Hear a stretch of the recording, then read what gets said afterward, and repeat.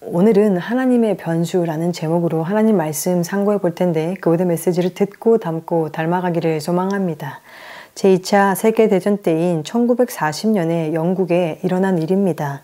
독일군과 프랑스군이 싸우고 있었는데 영국군이 프랑스군을 돕기 위해 바다를 건너갔습니다.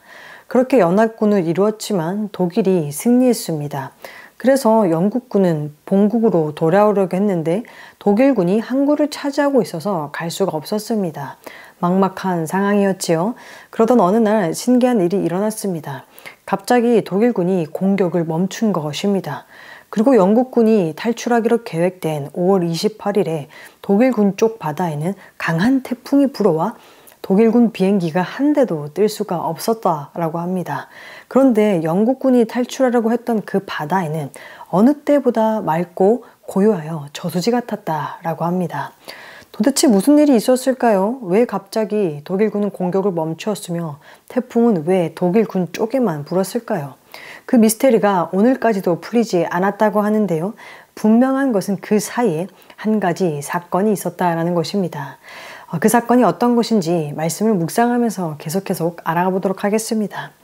오늘의 본문은 하나님께서 소돔과 고모라를 멸하려고 가시던 길에 아브라함에게 그 사실을 알리고 그 정보를 입수한 아브라함은 하나님께 주께서 의인을 악인과 함께 멸하시려 합니까? 라고 거듭 6번 막아서는 내용입니다. 디테일하게 상고해 볼 텐데요. 25절입니다. 주께서 이같이 하사 의인을 악인과 함께 죽이심은 부당하며 의인과 악인과 같이 하심도 부당하니이다. 세상을 심판하시는 이가 정의를 행하실 것이 아니니까. 조금 강한 표현인데요. 하나님 어떻게 그러실 수가 있습니까? 하나님이 정의롭게 하셔야죠. 하나님이 말한 의가 이것입니까? 이건 부당합니다. 이건 불가합니다. 라는 강한 저항입니다. 그런데 어떻게 하나님께 이렇게 강하게 저항할 수 있을까요? 어떻게 이렇게 부당합니다, 불가합니다 라고 말할 수 있을까요? 조금 선 넘는 게 아닐까요? 저희 신대원 교수님 중에 한 교수님이 이렇게 말씀하셨습니다. 시험을 치고 성적이 좀 못 나와서 찾아오는 학생들에는 두 부류가 있다라고 합니다. 한 부류는 교수님 제가 출제자의 의도를 정확하게 파악하지 못했네요. 제 답변을 조금만 좋게 봐주실 수는 없을까요? 제가 학비가 모자란데 교수님께서 조금만 좋게 봐주신다면 제가 장학금을 받아서 학교를 계속 다닐 수 있을 것 같습니다. 그러면 교수님은 극률한 마음이 올라온다라고 합니다. 근데 또 한 부류는 교수님 어떻게 문제를 이렇게 내실 수가 있습니까? 문제가 잘못됐습니다. 이런 채점은 부당합니다. 라고 강하게 저항한다라고 합니다. 그러면 교수님은 사실 기분이 조금 좋지가 않다라고 하시더라고요. 그런데 아브라함은 지금 후자처럼 하나님 부당합니다. 의로운 하나님이 어떻게 그러실 수 있습니까? 라고 따져 묻습니다. 그럼에도 불구하고 하나님은 화내지 않으시고 알았다 그렇게 할게 라고 말씀해 주십니다. 아브라함은 6차례나 하나님과 딜하듯이 의인 50명만 있으면 그 성을 멸하지 말아주세요. 45명만 있으면 40명만 있으면 30명만 있으면 20명만 있으면 10명만 있으면 멸하지 말아주세요 라고 말합니다. 그 6번의 요청에 하나님은 한 번도 노하지 않고 모두 예스, 오케이 라고 대답하셨습니다. 아브라함이 하나님이 하시고자 하는 일을 막아서는데 하나님은 기분 나빠하지 않는 것처럼 느껴집니다. 아니 오히려 막아섬을 유도하시는 것 같습니다. 창세기 18장 18에서 20절은 이렇게 기록합니다. 아브라함은 강대한 나라가 되고 천하 만민은 그로 말미암아 복을 받게 될 것이 아니냐. 내가 그로 그 자식과 권속에게 명하여 여호와의 도를 지켜 의와 공도를 행하게 하려고 그를 택하였나니 이는 나 여호와가 아브라함에게 대하여 말한 일을 이루려 함이니라. 여호와께서 또 이르시되 소돔과 고모라에 대한 부르짖음이 크고 그 죄악이 심히 무거우니. 아멘. 하나님은 심판을 예고하시기 전 20절에서 심판을 예고하시기 전 대뜸 아브라함을 택하신 이유를 말씀하십니다. 하나님이 아브라함을 택하신 이유는 복이 되기 위함이고 복이 되는 삶은 의와 공도를 가르치고 행하는 삶이다 라고 말합니다. 즉 의와 공도를 가르치고 행하는 것, 그것이 복의 근원이 되는 것이며 그것이 아브라함의 사명이다 라고 말씀하시는 것입니다. 이 사명을 일깨워 주신 후 바로 소돔과 고모라를 멸하겠다 라고 이어서 말씀하십니다. 그 이야기를 들은 아브라함은 어떻게 하나요? 하나님이 주신 사명대로 의를 구하고 있습니다. 하나님이 심판을 예고하시기 전 심판 예고를 들은 아브라함이 할 말을 입에 먼저 넣어주시는 것 같습니다. 마치 이런 말로 자신을 막아달라라고 하시는 것 같습니다. 하나님의 심판 예고의 목적은 단순한 정보 전달이 아니라 막아서 달라라는 의도가 담겨 있습니다. 이어지는 21절도 보겠습니다. 내가 이제 내려가서 그 모든 행한 것이 과연 내게 들린 부르짖음과 같은지 그렇지 않은지 내가 보고 알려 하노라. 아멘. 하나님이 내려가서 소돔과 고모라에게서 들리는 그 부르짖음이 진짜인지 아닌지를 확인하시겠다라고 말씀하십니다.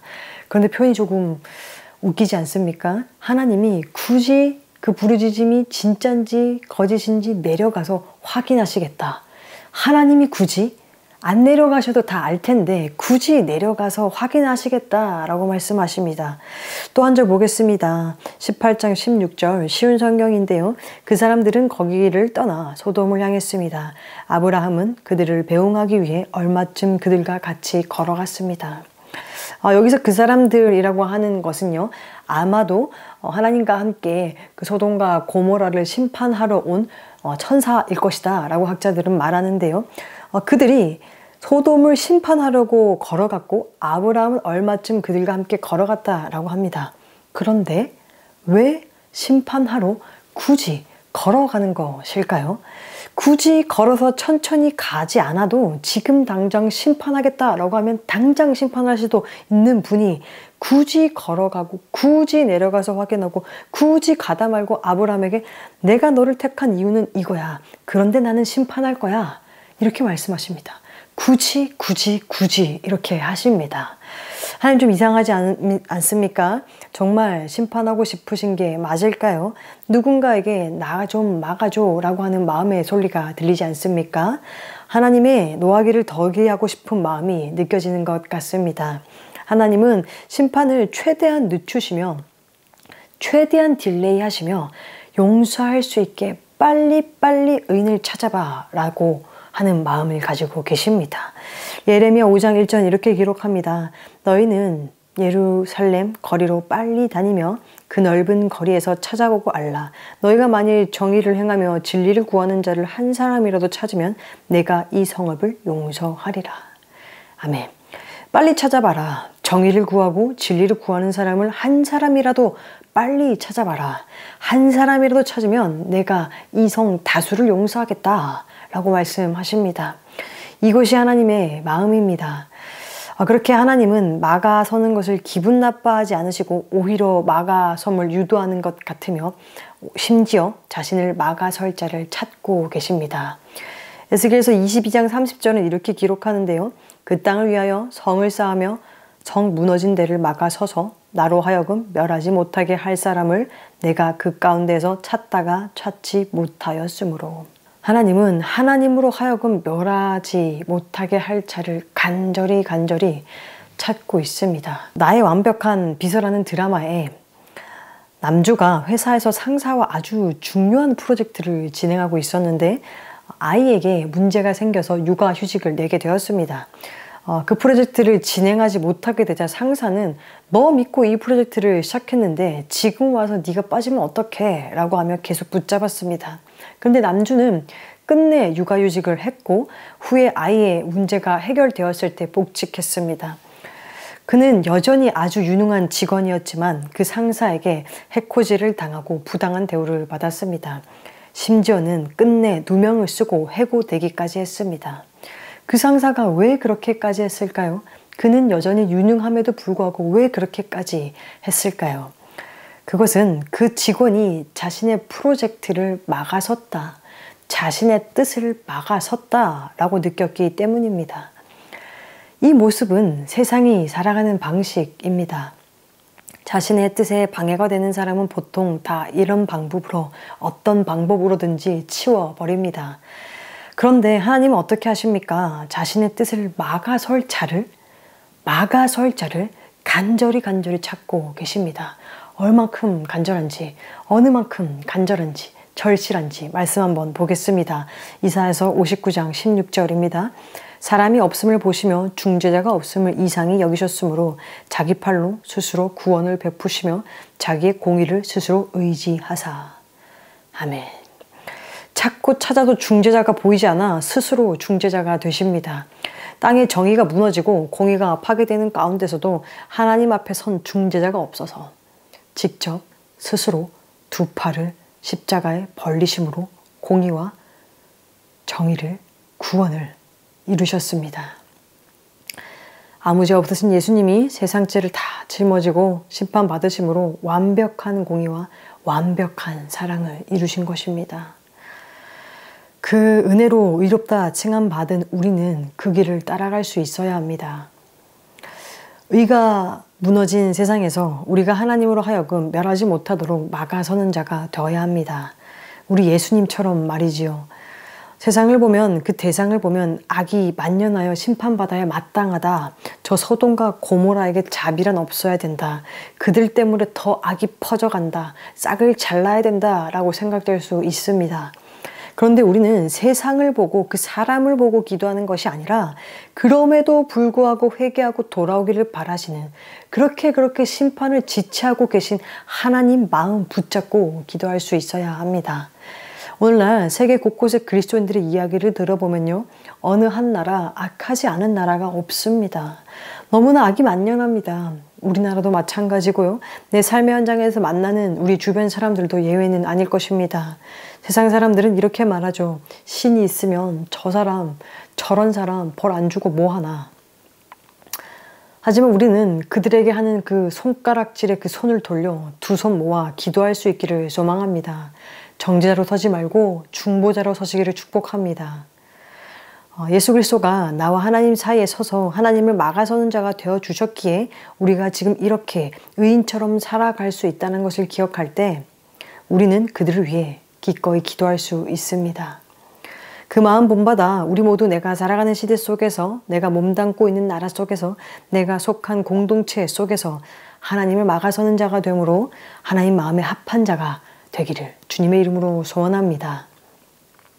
하나님의 본심을 깨닫고 하나님을 막아서는 자가 되기를 소망한다면 이어지는 퀘스천 마크는 어떤 자세로, 어떤 태도로 하나님을 막아설까일 것입니다. 아브라함이 어떤 자세로 하나님을 막아섰는지 묵상해 보겠습니다. 22절입니다. 그 사람들이 거기서 떠나 소돔으로 향하여 가고 아브라함은 여호와 앞에 그대로 섰더니. 아멘. 그 사람들은 소돔을 심판하러 떠나갔지만 아브라함은 그 사람들의 발걸음을 막기 위해 쫓아가지 않았고 그들보다 먼저 달려가 사랑하는 사람을 빼오지도 않았습니다. 아브라함의 선택은 Pray first 였습니다. 여호와 앞에 그대로 서서 그 앞에 기도하는 것이었습니다. 여기서 여호와 앞이라는 것은요, 여호와의 얼굴을 뜻합니다. 그대로 섰다라는 것은요, 계속적으로 라는 의미를 가지고 있습니다. 즉 아브라함이 택한 방법은 거듭 계속해서 여호와의 얼굴을 구하고 구하는 것이었습니다. 제가 아이를 양육하면서 여호와의 얼굴을 구하는 것이 이런 것인가 라고 생각한 적이 있습니다. 저희 아이가 걸음도 완벽하지 않을 때였는데요. 아이가 처음에 잘 때는 저의 얼굴을 보고 이렇게 잠이 듭니다. 그런데 잠을 자다가 어느 때 보니 아이가 이쪽에 와 있고 또 어느 때 보니 이쪽에 와 있곤 했습니다. 근데 왜 이렇게 움직일까 봤더니 그 움직임의 기준은 저였습니다. 엄마인 저의 얼굴 앞에 늘 와 있었던 것입니다. 어느 날은 아침에 저보다 먼저 일어나서 제 얼굴 앞에 와 있었는데요. 종종 저는 바닥을 향해 얼굴을 돌리고 자고 있었습니다. 그런데 그 아이는 그 차가운 바닥에, 그 딱딱한 바닥에 누워서 저 엄마의 얼굴 앞에서 놀고 있었습니다. 제가 얼굴을 어디로 돌리든 그곳이 아늑한 침대든 딱딱하고 차가운 바닥이든 한밤중이든 이른 아침이든 저희 아이는 제 얼굴을 보기 위해 미숙한 발걸음으로 와 있었습니다. 그때 여호와의 얼굴을 구하는 것이 이런 것이구나 라고 생각했습니다. 그가 얼굴을 나를 향하고 있지 않더라도, 그가 눈을 감고 있더라도, 그의 얼굴이 딱딱하고 차가운 곳을 향하고 있더라도, 내가 서 있는 것이 미숙할지라도 계속해서 그 얼굴을 거듭 구하는 것, 그것이 진정 여호와의 얼굴을 구하는 것입니다. 오늘 본문의 아브라함은 바로 이렇게 계속해서 여호와를 얼굴을 구하고 있었습니다. 그렇게 그의 얼굴을 구하며 거듭거듭 하나님께 요청합니다. 의인 50명만 있으면 45명만, 40명만, 30명만, 20명만, 10명만 있으면 그 성을 용서해 주십시오. 몇 번인가요? 6번입니다. 숫자 6이 가진 성경적 의미가 있습니다. 하나님께서 이 세상을 창조하실 때 6일 동안 일하시고 7일째 안식하셨습니다. 그렇게 6은 수고와 노고를 뜻하며 동시에 안식이 멀지 않았다라는 의미가 있습니다. 나아가서 안식을 위해 충분한 수고가 쌓였다라는 의미가 있습니다.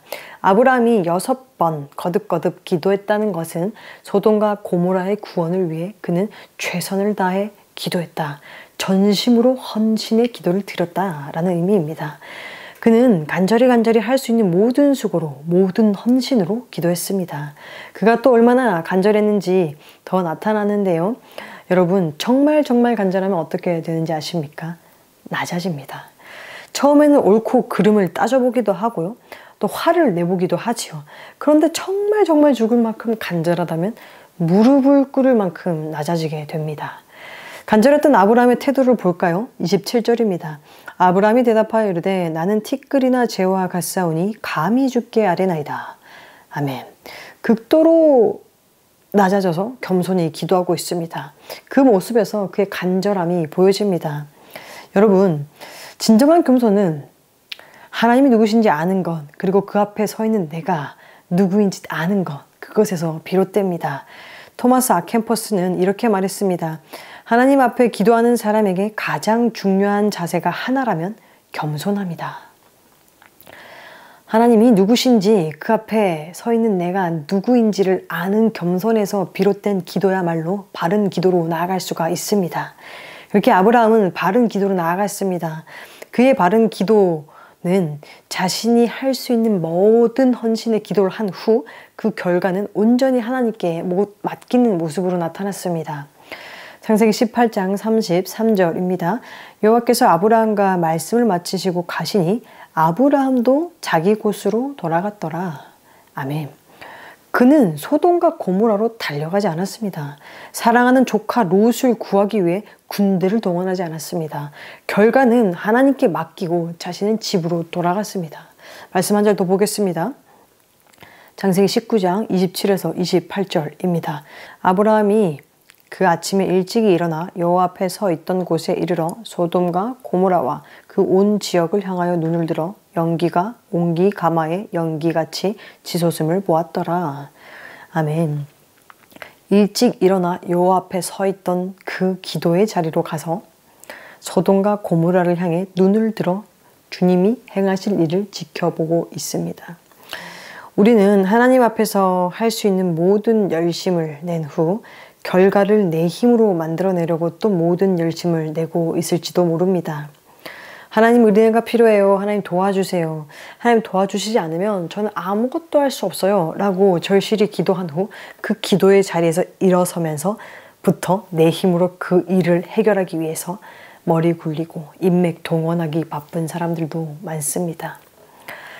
기도하고 돌아가는 길에 바로 누군가에게 전화를 걸고 돌아가는 길에 핸드폰을 찾아서 해결 방법을 서칭하기도 합니다. 아니 그 기도의 자리에서조차 기도하면서조차 머리로는 내가 해결 방법을 찾고 있을지도 모릅니다. 아브라함은 누구보다도 간절하게 기도했지만 결과는 하나님께 맡겼다라는 것을 기억합시다. 하나님을 막아서는 자의 바른 자세는요. 겸손하게 꽉 찬 육의 기도를 다하며 간절히 기도하는 것. 그리고 내가 아무리 수고했다 할지라도 그 결과는 겸손히 하나님께 맡겨드리는 것입니다. 우리가 이렇게 막아설 때, 이렇게 하나님을 막아설 때 그 엔딩이 어떻게 되는지 아십니까? 의인 10명을 찾지 못해 소돔과 고모라를 심판하실 때 하나님께서 아브라함을 생각하십니다. 창세기 19장 29절 읽겠습니다. 하나님이 그 지역의 성을 멸하실 때 곧 롯이 거주하는 성을 엎으실 때 하나님이 아브라함을 생각하사 롯을 그 엎으시는 중에 내보내셨더라. 아멘. 또 한 구절 보겠습니다. 창세기 19장 21에서 22절입니다. 그가 그에게 이르되 내가 이 일에도 네 소원을 들었은즉 네가 말하는 그 성읍을 멸하지 아니하리니 그리로 속히 도망하라.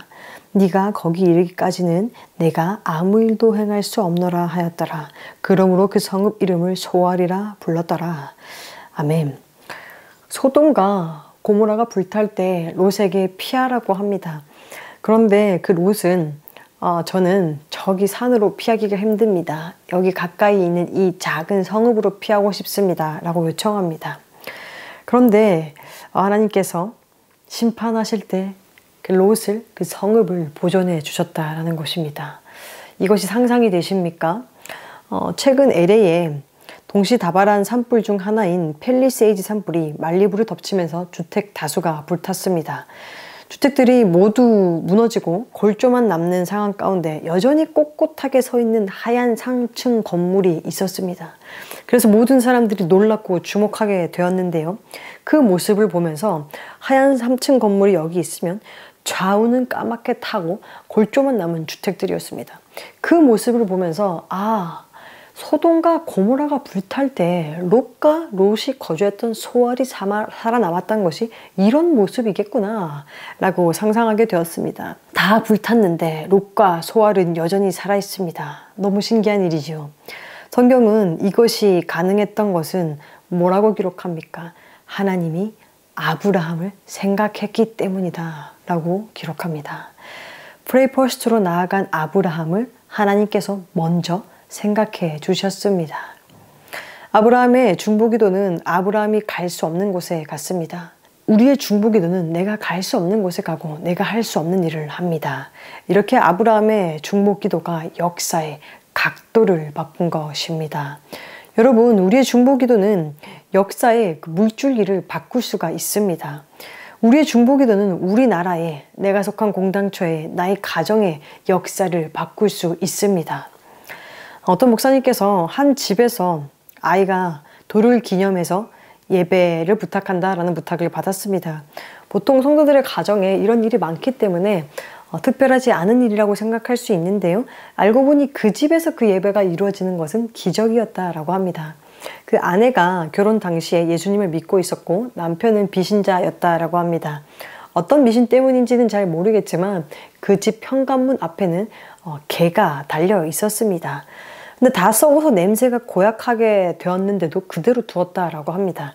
그래서 한 번은 용기를 내서 그 썩은 개를 버렸다라고 합니다. 그런데 그 다음날 시어머니는 싱싱한 개를 다시 잡아와서 달아놓았다라고 합니다. 그래서 그 성도님은 다음날 아침부터 밥을 풀 때마다 울면서 기도했습니다. 하나님, 이 밥을 먹는 사람이 다 예수를 믿고 구원받게 하여 주시고 썩은 개 대신 십자가를 달아놓고 귀신을 찾는 주문을 하는 대신에 찬송을 부르게 하여 주옵소서. 결국 성도님의 2년의 눈물의 기도가 응답되어 이제 썩은 개가 매달려 있는 것을 볼 수가 없었게 되었습니다. 남편도 교회를 등록하게 되었습니다.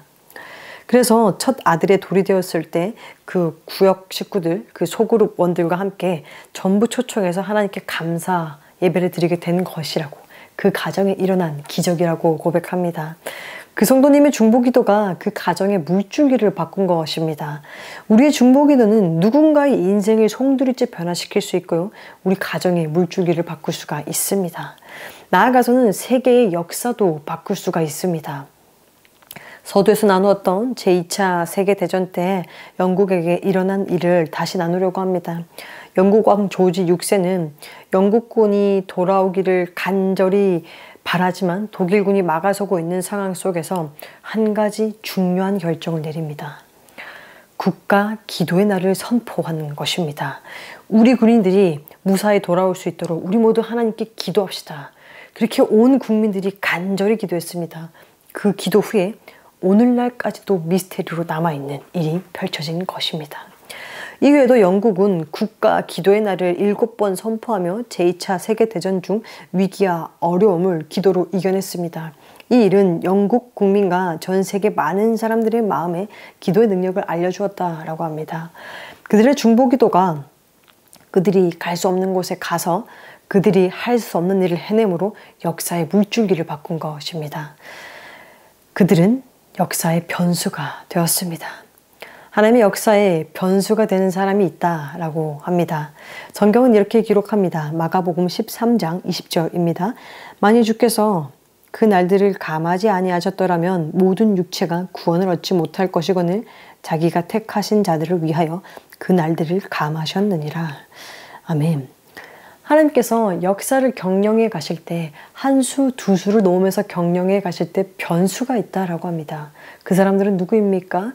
하나님께서 택하신 자들, 의인들, 또 의인으로서 마땅히 해야 할 기도들입니다. 소돔과 고모라를 멸하실 때 아브라함이 변수가 된 것처럼 우리가 하나님의 변수가 되었으면 좋겠습니다. 우리의 기도가 역사의 변수가 될 수 있기를 소망합니다. 우리의 기도가 누군가의 인생의 변수가 될 수 있기를, 우리의 기도가 가정과 직장과 교회와 나라와 학교와 그리고 세계 역사의 변수가 될 수 있기를 소망하고 소망합니다. 한 예화로 말씀을 맺겠습니다. 헤르만이 쓴 창조적 기도라는 책에는 무도회의 장면이 나옵니다. 그 주인공은 결혼식을 며칠 앞둔 여인이었습니다. 그녀는 춤을 추다가 환상을 보았습니다. 그 환상은 바로 죽어 무너져가는 세계였습니다. 눈 덮인 산에 폭풍이 무너지면서 자기 주위가 죽음의 구렁이 속으로 굴러 떨어져 내려가는 것이었습니다. 그런데 거기를 가만히 보자니 기도하는 사람이 한 사람도 없었다라는 것을 발견하게 되었습니다. 기도로 지탱되어야 할 세계가 기도하는 사람이 없기 때문에 무너져 내리고 있다라는 것을 깨달았습니다. 기도의 결핍으로 피조물들이 생명의 근원에서 단절되고 허무한 구렁이 속으로 빠져들어가고 있는 것을 보았는데 그 어느 한 사람도 거기에 관심이 없고 모두 오로지 춤만 계속 추고 있다는 것입니다.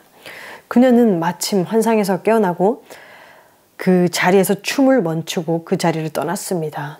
그리고 예정되어 있던 결혼도 포기하고 수녀원으로 들어가서 기도의 결핍으로 죽어가는 세계를 위해 평생도록 중보 기도하는데 몸 바치겠다라고 결심하였습니다.